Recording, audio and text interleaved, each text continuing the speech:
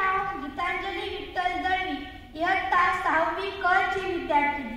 मी तुम्हाला श्यामची आई या कथामालेतील 4थी कथा. तिचं नाव पुण्यात्मा यशवंत. ते पावसाळ्याचे दिवस होते. कोकणातील पाऊस मुसळधार पडत होता. म्हणून डोक्यावर इंदलं घेऊन मी आणि दादा शाळेत गेलो. माझा धाकटा भाऊ यशवंता तो आला नाही, कारण त्याचे पोट दुखू लागले. आम्ही शाळेत गेल्यावर त्याचं दुखणं वाढलं. त्याचं पोट फुगू लागलं. त्याला शौचालय व लघवी होईना. त्यावेळी खड्यात कसले आले डॉक्टर? घरगुती उपचार चालूच होते. यशवंत सारखी माझी आणि दादाची आठवण काढू लागला.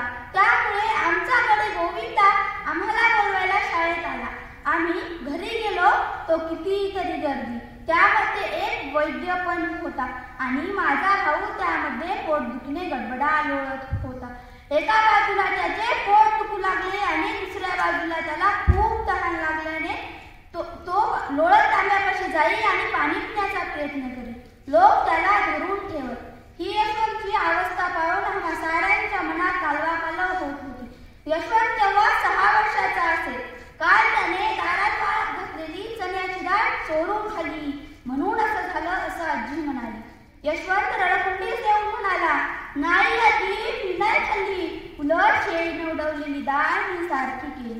हा प्रसंग ऐकून आईच्या डोळ्यात पाणी आले. आईने यशवंतचं डोकं मांडीवर घेतलं. त्याचा सुकलेला चेहरा कुरवाळला आणि प्रेमाने त्याचा मुका घेतला. आईचं भावाचं प्रेम पाहून मी रडू लागलो. थोडा वेळ गेला आणि यशवंत आईच्या मांडीवरच राम म्हटला. आम्हा साऱ्यांच्या दुःखाचा भान फुटला.